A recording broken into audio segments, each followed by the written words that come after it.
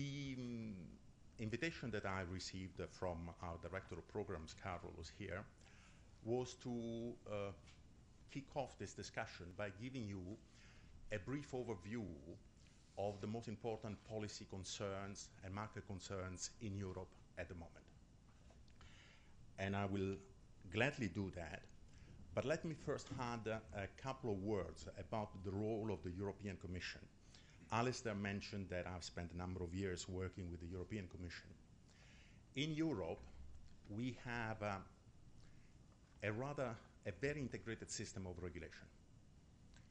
Telecommunication services, as you know, by and large, are local services. But in Europe, we have this ambition of having a system of regulation in all the 27 member states that works more or less in the same way, and that will allow companies operating in many countries to have the same environment wherever they operate, and so to get the benefits from what we call the internal market in the European Union. Now, this is something that you certainly know, but what sometimes is not quite known is the extent to which this sort of integration goes. And the European Commission plays a double role in this integration, both because the European Commission is responsible for putting forward proposals for new legislation that have then to be adopted by ministers and members of the European Parliament. But the European Commission also has a responsibility in the implementation of legislation. Whenever national regulatory authorities take a measure in Europe in the economic regulation part, that is the part of the regulation that is designed to ensure competition, before that measure is put into effect, the national regulatory authority has to notify all the other national regulatory authorities of the other 26 member states and the European Commission. So when, say, Ofcom in the United Kingdom does an analysis for the broadband wholesale access services, before the measure is put into effect, they have to notify all the regulators, and the regulator from Slovakia could send a message to Ofcom telling them that in their view there is a problem with the analysis, it might create a dangerous precedent, and so on. Now, this is the theory, but out of 1,000 measures that have more or less have been taken until now since 2003 when the system was put into effect, we've had only one case or one national regulatory authorities making remarks on the decision taken by another national regulatory authorities. But the European Commission always comments on the decisions taken by national regulatory authorities. And the European Commission even has the power to ask a national regulatory authority to withdraw the measure if it feels that the measure is not in compliance with community legislation. This has only happened on a very limited number of cases, so far 6, but the very threat of this possibility introduces a certain amount of discipline and a certain pressure on regulators to respect community law. Now, this was just to explain the heavy involvement that the European Commission has with regulation in the various member states. Now, what are the current policy concerns in Europe? I would say that they can be summarized under one major title, which of course covers different realities. I think the main concern at the moment is the development of the sector. How are you going to ensure the development of broadband services, next generation networks in all its forms, wireline, wireless? How are you going to ensure this development in a difficult economic environment and in a situation where the development of this sector is considered as a key element for the recovery of the economy as a whole? This general policy concern, I think, can be further analyzed under at least 3 headings. The concern, the desire of governments to give broadband to everybody and make sure that everybody will be using broadband services. The second is the development of next generation access networks, next generation networks. And the third is the question of how are you going to finance the previous 2 elements. in a situation where telecom companies are finding big difficulties in increasing their revenues.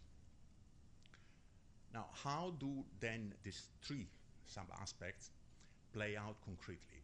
What are people discussing at the moment? When it comes to giving broadband to everybody, there is at the moment a big discussion about the role that the so-called universal service obligations can play. In Europe, we have a system whereby it is foreseen that you can tax the sector to ensure that certain basic services are offered at affordable prices to the whole population. But of course, you know that this might create distortions of competition, and therefore the current rules fix a minimum amount of universal service obligations can be introduced. That is a floor that has to be guaranteed throughout the European Union. But at the same time, it's also a ceiling, because you don't want member states to abuse the system by imposing excessive obligations. And a discussion will take place now in 2010 on how to adapt this system. And obviously, a lot of people see the universal service obligations as a way, perhaps, of generating the cash or generating obligations that will ensure the delivery of broadband to the whole population of the European Union. By the way, in the European Union, broadband is at the moment available to about 93% of the population. But given that population is concentrated in the cities, this rather nice figure of 93–94% of the population being covered leaves a 30% about of the population in the rural areas who do not have access to broadband. So there'll be a big discussion there.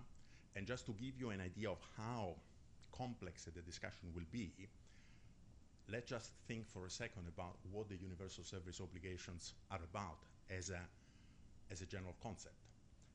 They're about taxing the 90–95% who have a certain service to help the 5–10% who do not have it.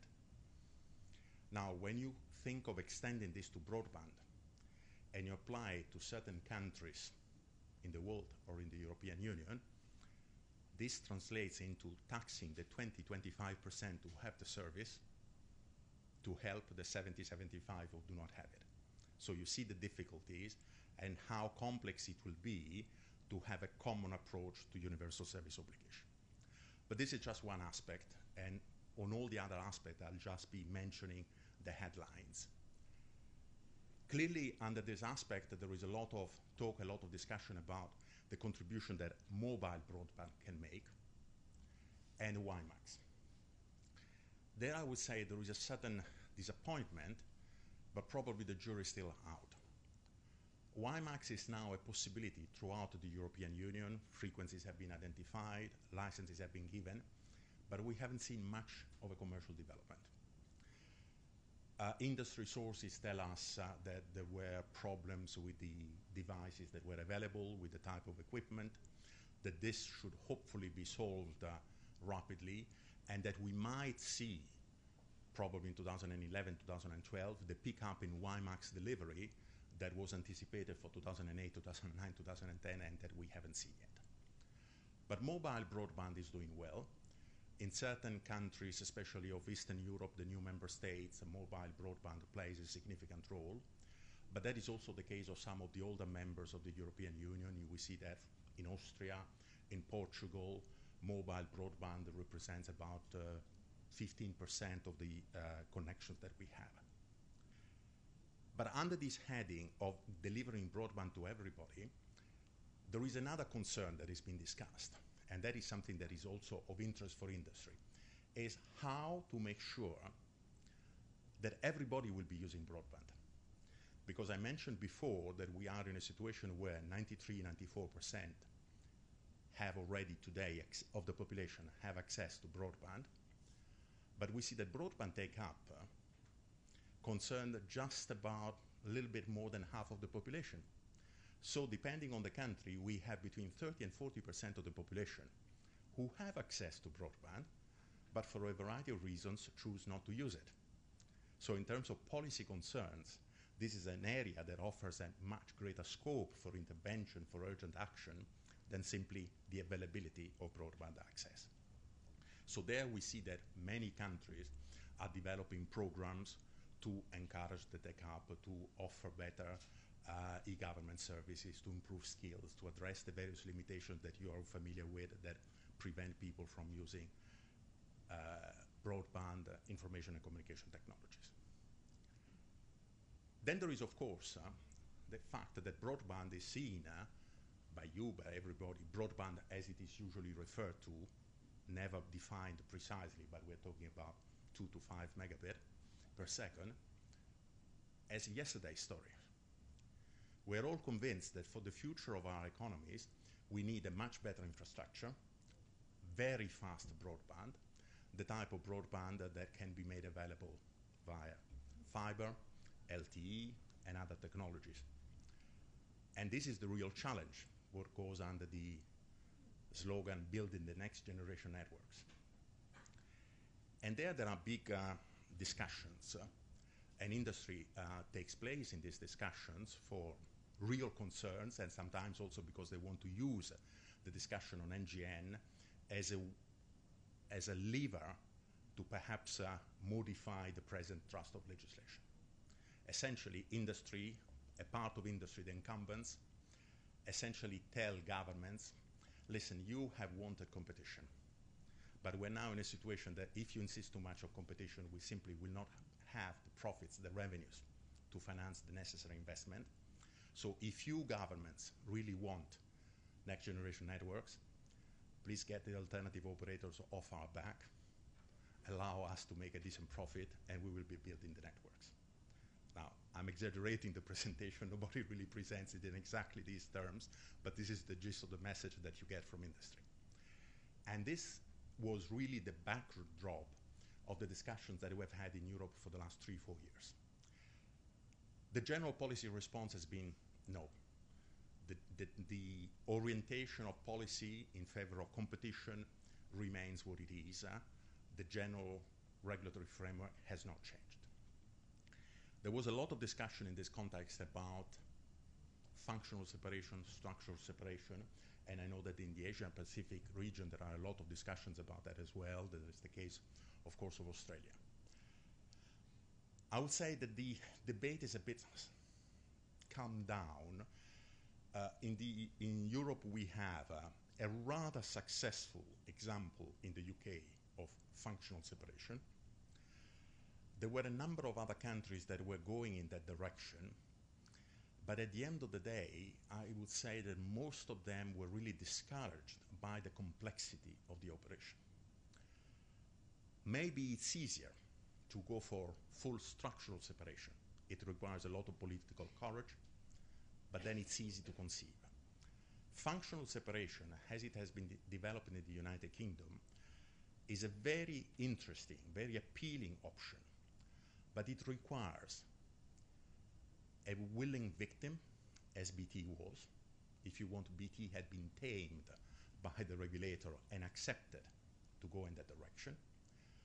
You need a very sophisticated regulator of the capacity of Ofcom, and still it took the two partners more than a year to work out the details, and BT claims that the cost was of almost £100 million to implement the operation. I think that many other regulators do not feel that they have the capacity to impose a functional separation in the face of a non-collaborating incumbent. And so the attempts that we had seen in Italy, Sweden, have a bit been abandoned. At the moment, the policy direction in which many governments are concentrating their efforts is in exploring all the ways, and there are many, in which you can intervene, use public policy to lower the cost of deploying next generation networks. You can do that by intervening, by trying to create better synergies between public works, making sure that whenever you build a new motorway, a new railway line, gas works, electricity work, there is some obligation to introduce ducts. Some countries have been exploring the possibility of modifying the building codes, making sure that whenever you build a new building, the new building is wired from the start. And it's even wired, for instance, they have imposed the obligation in France, with 3 fiber networks, so that various companies can arrive at the foot of the building and plug in to one of the 2, 3 existing wires.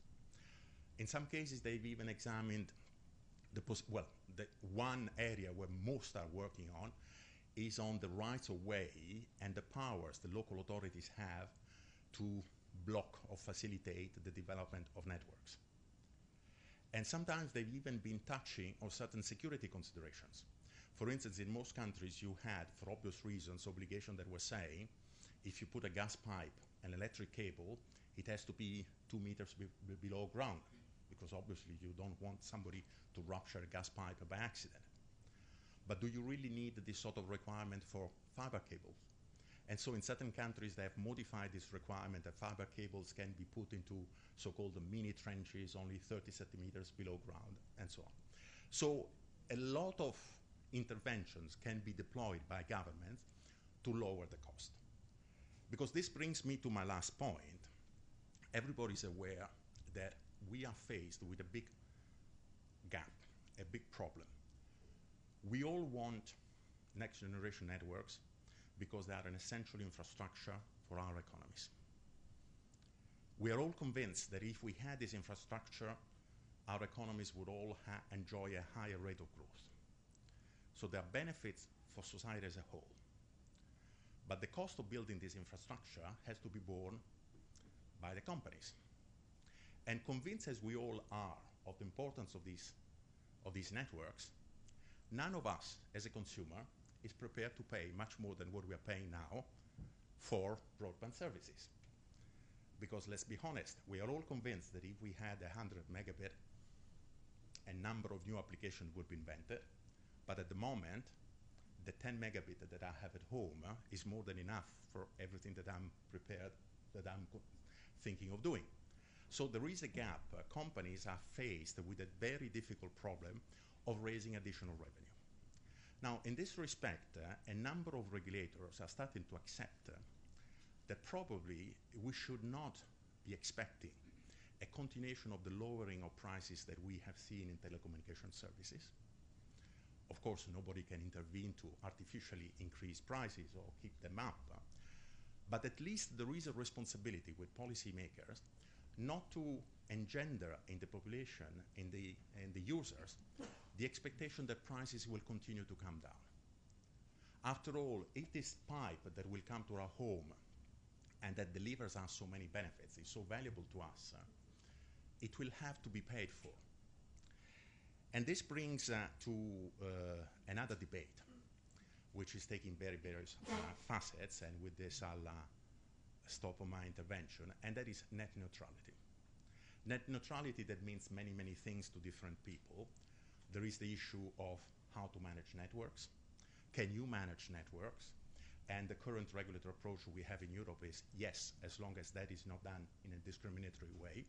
The same way in which companies can offer business class tickets and economy class tickets, you can offer different quality of services, provided they're made available to everybody. But obviously, from the point of view of the telecom companies, the net neutrality debate concerns the possibility of extracting some revenue from what they call the over-the-top players, the Google, Yahoo, Microsoft of this world. Now, there personally, I see difficulties. I don't see how that is possible, how that will be possible commercially. And industry itself, whenever we discuss this issue, recognizes that they would like to see regulation that would help them. And honestly, I don't see regulation coming that would go in this direction. Where industry has a real justified concern is on the fact that they are now in a sort of unequal situation, because in many countries of the world you have stricter rules on a number of issues, let's say privacy, than the rules that are currently being applied to many over-the-top players. So probably there is a case for for a minimal intervention. But there I have the personal impression that industry does not have much of a chance. But finally, net neutrality in a number of other countries has taken an entirely different acception, and it refers to the possibility of enforcing or not the respect of copyright. And in Europe, we've had a major discussion about this, about the attempt of some countries to introduce the approach that was called the 3 strikes, you're out. If you are caught downloading copyrighted material, your internet connection can be suspended, and obviously this has provoked an uproar because this is seen as an infringement of personal liberty, of even fundamental rights. So you see, net neutrality is a big debate, but whenever one talks about net neutrality, one should really specify which of the many aspects of net neutrality you are talking about. So this was a very brief overview of some of the policy concerns, and I haven't mentioned, and maybe they will be raised in your questions, the very important point of saying digital dividend. It was mentioned by Alistair, consumer protection, and many other concerns. Thank you very much.